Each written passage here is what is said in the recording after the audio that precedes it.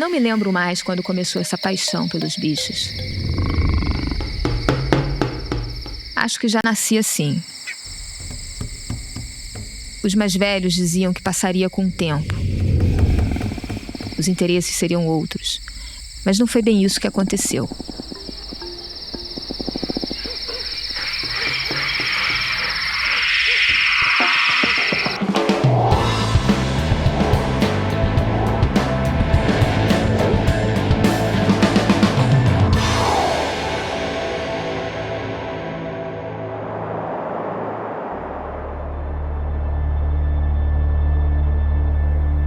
Documentar animais é uma maneira que encontrei para juntar duas paixões, o documentário e a vida natural.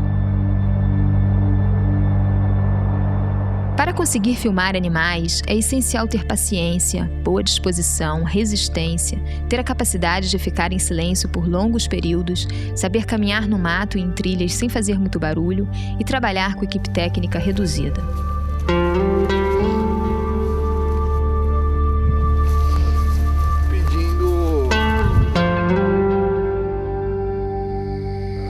Também na Fazenda Caiamboa. Aonde você colocou as armadilhas fotográficas? Então, nessa propriedade que a gente está pretendendo ir amanhã, eu acho que é o melhor lugar, porque pegadas fotográficas, a gente também registrou a presença do bicho. A gente acaba encontrando um cachorro. Você acha que tem voltado embaixo também? É esperado. Mais da metade. Seja por entrevistas, por pegadas ou pela armadilhagem fotográfica também que a gente conseguiu. É esperado que o bicho que tem o leão aqui pra baixo também, tá? Se a gente não conseguir achar vestígio lá, qual o outro lugar?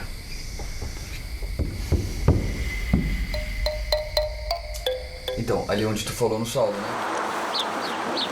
Mas não estamos à procura de um animal facilmente encontrável.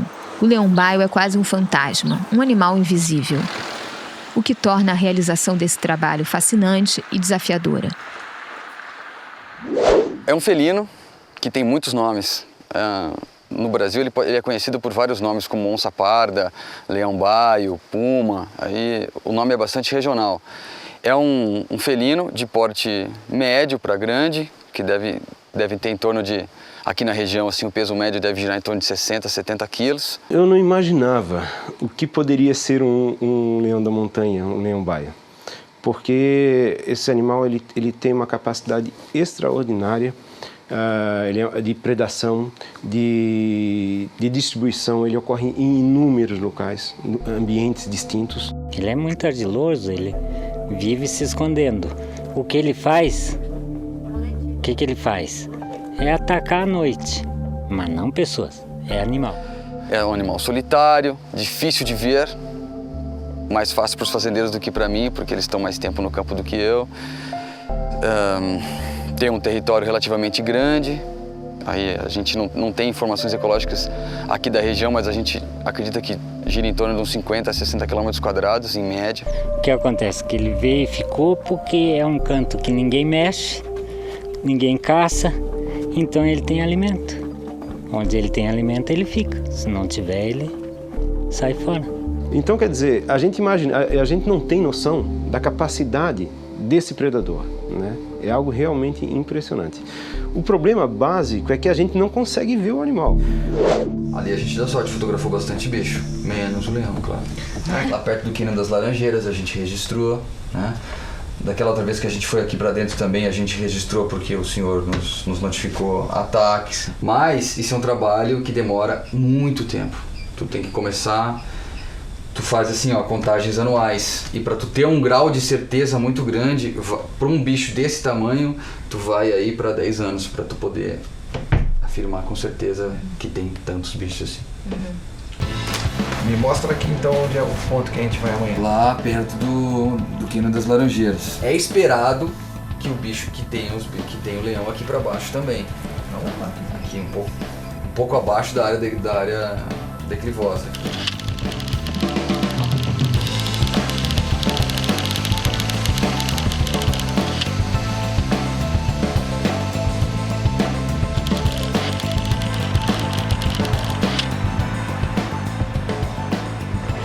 Então, o Parque Nacional de São Joaquim ele foi criado em 1961 pelo presidente Jânio Quadros.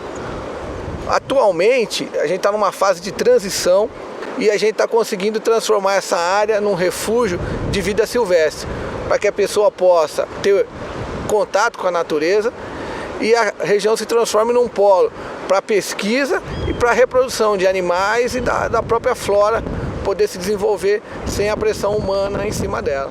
Aqui no estado de Santa Catarina, principalmente, foram muitas unidades de conservação que foram criadas, inclusive uma estadual com aproximadamente 90 mil hectares, uma reserva bastante grande. E isso propicia que as espécies, mesmo não havendo grande fiscalização, né, tenham uma área onde elas possam estar vivendo.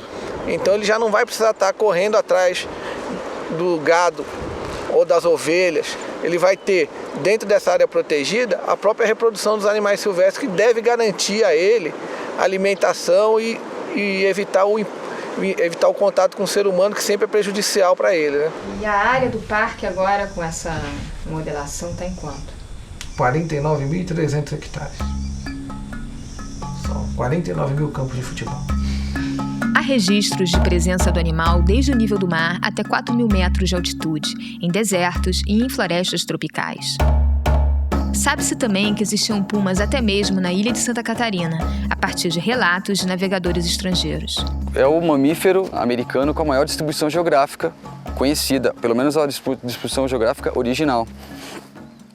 Só que com a entrada do homem branco no continente americano como um todo, as populações desse animal, não só desse animal, mas especificamente desse animal, foi sendo pressionada para lugares de mais difícil acesso, como no caso a Serra Catarinense, com toda a sua geografia recortada. Você acredita que quanto tempo de caminhada a gente vai fazer? Sim, ainda mais que tem chovido, eu acho que tem bastante pegada, bastante coisa fresca. Essa é a expectativa. Sim. Mas vamos agitar aí. Vamos.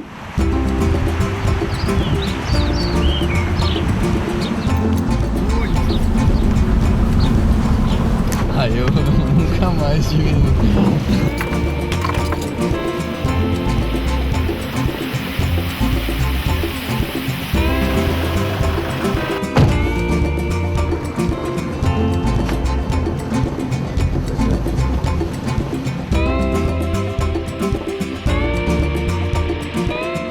Puma, né? E que na realidade aqui na região, tanto Lages, na Serra, como no Rio Grande do Sul, chama-se leão-baio. Ele tem uns 30 nomes diferentes, né? Mas o nosso leão-baio, ele tem uma particularidade especial, porque ele tem a nossa cultura, ele tem o nosso imaginário, né? Então esse não existe em lugar nenhum, né? Esse leão-baio é o puma catarinense, vamos dizer assim, né?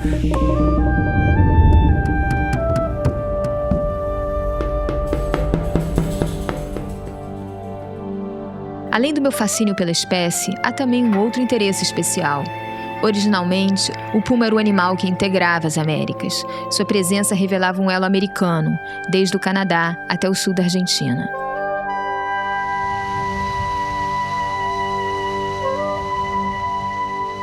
Há vários registros de leão-baio no estado de Santa Catarina, a maioria em regiões altas, acima de 800 metros de altitude. Sua presença está relacionada a ambientes não degradados. Esse habitat é encontrado ao longo da cadeia de montanhas formadas pela Serra do Mar e Serra Geral. Mas alguém já viu ele atacando? Não. Nem barulho? Não, ele só vai, ele vem, parece mais de madrugada, quando o nevoeiro está fechado, noite de chuva. Ele não sai assim. Então, com isso, a gente acaba trabalhando principalmente com os sinais deixados por esses animais, né? Pegadas, fezes ou animais abatidos, né? Entre outras marcas que esses animais acabam deixando no cotidiano, na vida dele, do dia a dia, né? Gemendo de gato, com certeza. Só pela quantidade de pelo. Cordeiro, né? O dito. Seguimos inicialmente as trilhas das fazendas de criação de ovelhas, locais onde há a maior possibilidade de encontrarmos com o animal.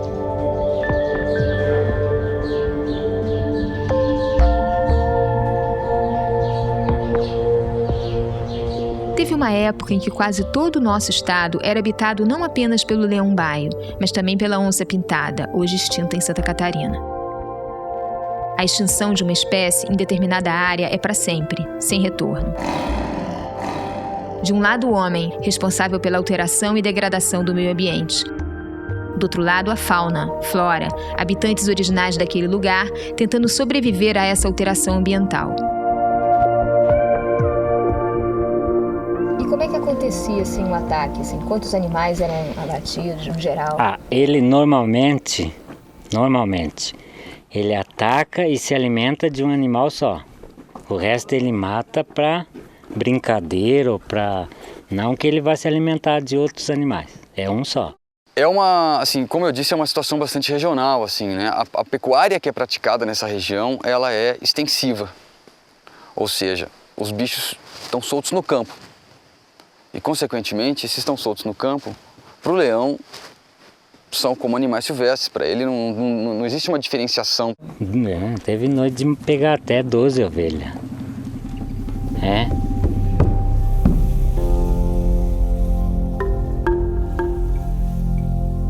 E essa condição do animal se alimentar de sangue fazia com que ele atacasse muitos indivíduos. Essas pessoas sabiam que quem fazia isso era o puma, né? Enquanto que os noticiários nacionais, né, de uma forma geral, atribuíam isso ao chupa-cabra, né? Eles ignoram a presença do predador e, até certo ponto, agem como se ele não estivesse presente na região, até o momento em que ele dá prejuízo. Então, acredito que a melhor maneira mesmo seria a gente achar um meio termo entre, vamos dizer assim, a ecologia e a pecuária, para a gente poder desenvolver aí um trabalho em grupo, tentando minimizar as perdas, tanto para a natureza quanto para o fazendeiro, claro. Acho que aqui é um bom lugar para a gente instalar a armadilha fotográfica. Não sei se ele acabou já. Os leões baios, eles aproveitam bastante as estradas para se movimentar. Então, como eu já registrei pegadas dele nessa estrada, então eu acredito que ele deva passar aqui. Em seguida eu instalar a máquina. Máquina fotográfica, um sensorzinho de presença, umas pilhas ligadas direto a ele. Então esse cérebrozinho que faz o disparo da... É uma máquina... É normal, sim. Esse aqui é o programador, é através dele que a gente regula o horário de funcionamento da armadilha, quantas fotos por minuto a gente tira e até a quantidade de infravermelho que ela vai capturar para disparar.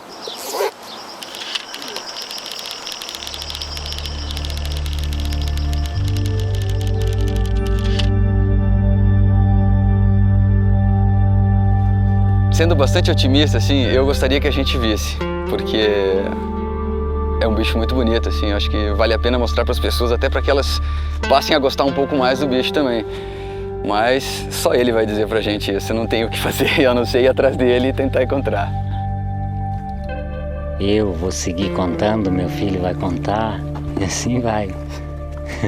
Os ataques do leão-baio, o fenômeno de ele vir para a cidade, ser visto na cidade, cruzar na frente dos automóveis, nas rodovias serranas, né? São gritos da terra de que alguma coisa está errada, alguma coisa saiu do lugar, né? Não está funcionando harmoniosamente. Pois agora. Quantos anos você morando aqui? Se eu estou aqui há 54 anos, 53, eu me encontrei, vi ele por aí 3 vezes, não é numa vinda de vocês, né, que vai... Pode às vezes até um dia dar uma coincidência. Mas a expedição continua.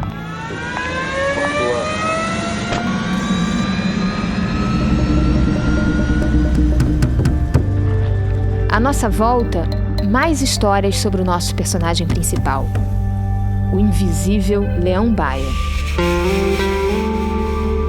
Existem várias maneiras de estudar o animal. Você pode capturar o animal e aparelhar ele com rádio colar, né, que é uma coisa mais intensiva, um trabalho mais intensivo, você manipula o animal, mas também é possível trabalhar por métodos indiretos, ou seja, registrando os rastros do animal. Só que os casos são diferentes, aqui é mais triangulado, mais junto. E aqui parece 2 feijãozinhos, são mais paralelos. A gente pode fazer uma estimativa do número de animais no estado com base no número de animais que são abatidos anualmente. e que a gente ouve falar e tem verificado pelas peles e restos de animais que têm sido abatidos. O pessoal ainda tem, digamos assim, muita falta de informação a respeito do puma e de outros animais. Então a primeira atitude, quando o animal causa um dano, né, no caso do puma, um dano a um animal doméstico, a primeira atitude é abatê-lo. Então estima-se que entre 10 e 20 animais, entre 10 e 20 pumas sejam abatidos anualmente na Serra Catarinense em vista dos ataques a rebanhos de ovelhas. Então, para manter uma população para manter esses 10, 20 animais, teria de haver uma população de no mínimo 100 animais nessa região.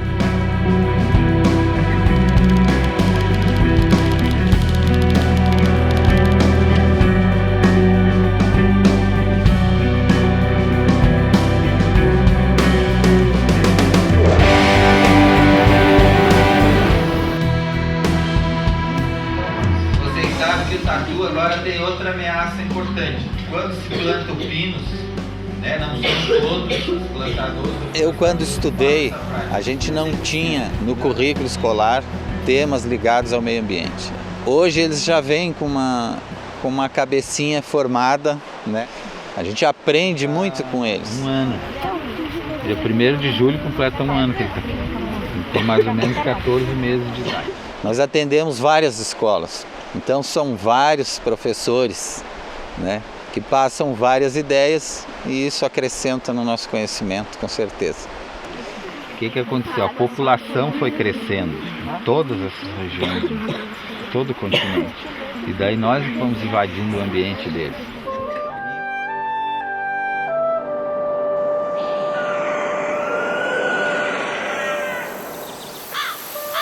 Descobrimos na Serra duas histórias que aconteceram quase que ao mesmo tempo, envolvendo o encontro de pessoas com o leão-baio. O puma foi encontrado nessa estrada que dá acesso ao Arroio do Engenho. A gente criou ele 15 dias como jaguatirica, que é um felino de médio porte, só que ele começou a crescer demais e a gente acabou descobrindo que era um puma. Aí então ele andava de moto comigo, ele nadava na piscina comigo, ele tinha uma amizade como eu fosse parente próximo do leãozinho. Para você foi muito sofrido assim, se separar disso? Encaminhado a um criadouro conservacionista, cadastrado pelo IBAMA, o leãozinho recolhido é hoje um animal adulto e foi batizado Urubici. Animais que cresceram em cativeiro dificilmente podem retornar à natureza. Urubici passará o resto de sua vida sem a liberdade do habitat natural. Foi muito dolorido para mim. Hoje que eu tenho uma atenção maior do IBAMA, o pessoal me ajudou bastante, eu recomendo que se alguém encontrar um animal silvestre, ou deixa ele lá, ou chama o IBAMA para tomar as iniciativas. Não é permitido criar ou manter em cativeiro animais silvestres no Brasil.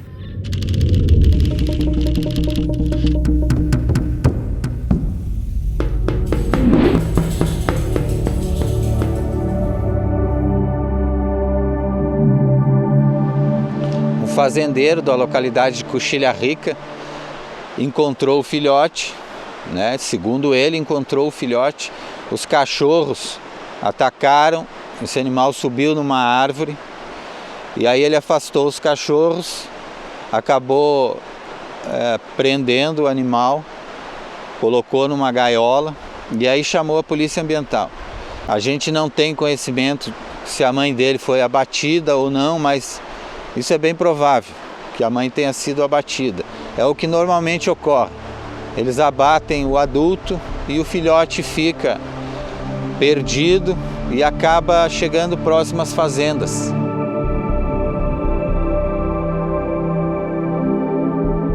Mas o problema de animais atropelados e o problema de animais entrando próximo a residências ou até entrando em residências, eu atribuo isso a algumas causas. Um desses animais atropelados que a gente recebeu e fizemos a autópsia tinha chumbo nele. Então o animal possivelmente tenha ficado perturbado com as dores e pode ser atropelado por um carro. Outro problema que a gente tem aqui é o problema cumulativo dos organofosforados e outros inseticidas que são jogados para matar as formigas nos plantios de pinos. Então os tatus e outros animais pequenos, eles acumulam esse veneno, e o puma, estando no alto da cadeia trófica, acumula ainda mais, porque vai se alimentando de vários desses animais. Quase que numa situação de embriaguez, ele pode errar caminho, pode ser atropelado, pode entrar numa casa.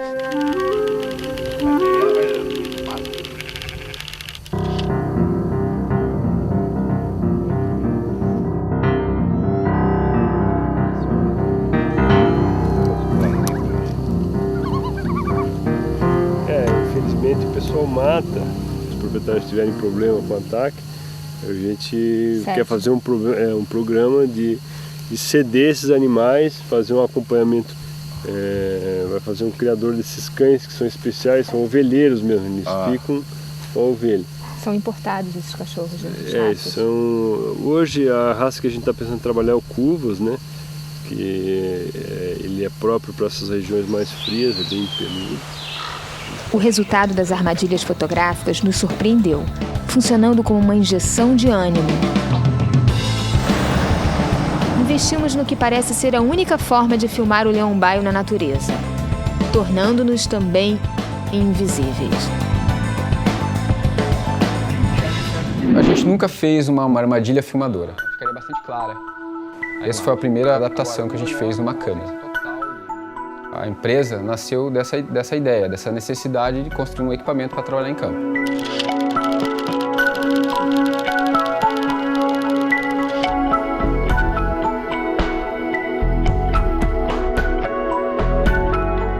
Com a ajuda do professor Mazzoli, escolhemos um local com rastros de presença recente do leão-baio para instalarmos a nossa armadilha videográfica.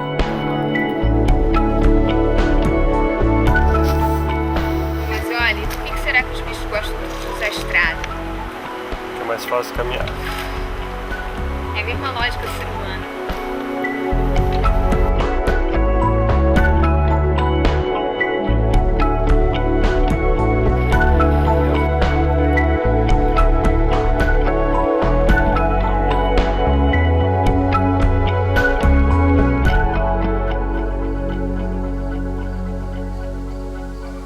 A vida no alojamento se resumia a uma rotina de espera, com grande expectativa.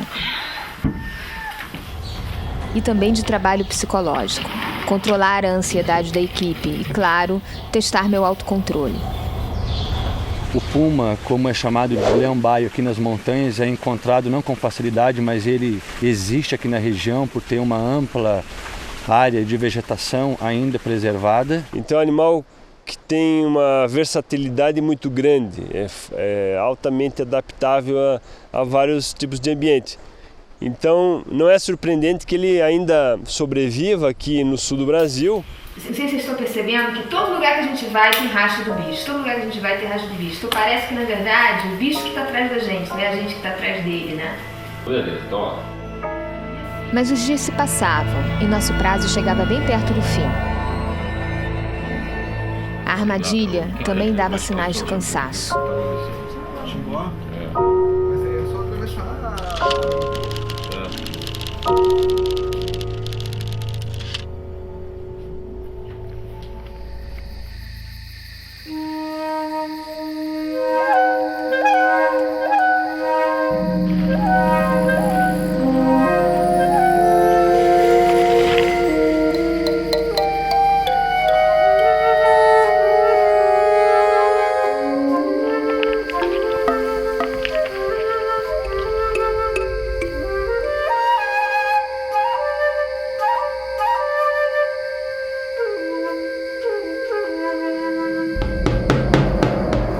Diariamente, conferíamos os resultados da armadilha videográfica.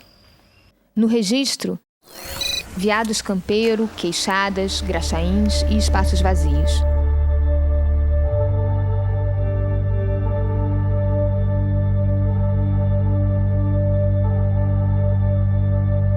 Mas o nosso personagem principal continuava deixando seus rastros. E mesmo assim, para nosso espanto, permanecia na sua invisibilidade.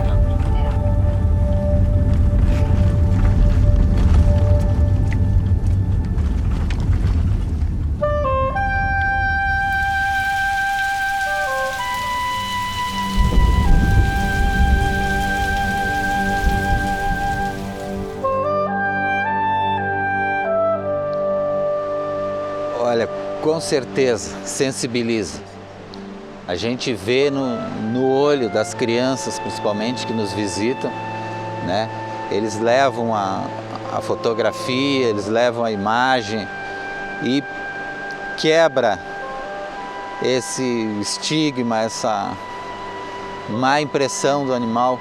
Com certeza, eles levam uma outra imagem, uma imagem de um animal que faz parte do equilíbrio ecológico, né? Como todos os outros, como nós, né? Fazemos parte.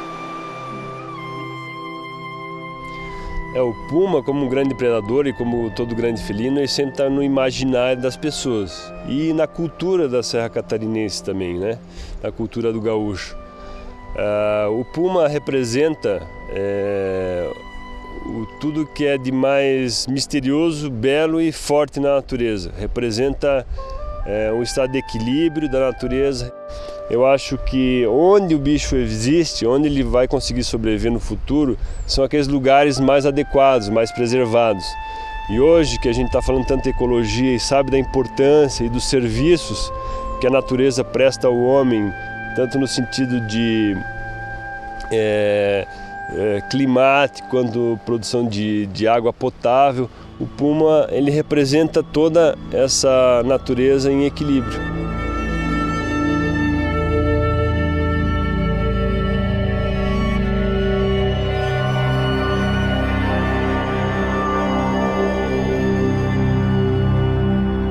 Meses de busca. O prazo chegou ao fim, mas a minha procura continua. Mesmo que esteja sozinha, mesmo que demore anos, agora é mais que um desejo, mais que um projeto audiovisual. Virou quase que uma obsessão. Quem sabe, com o tempo, o leão-baio desista de ser invisível e resolva, finalmente, se mostrar para mim.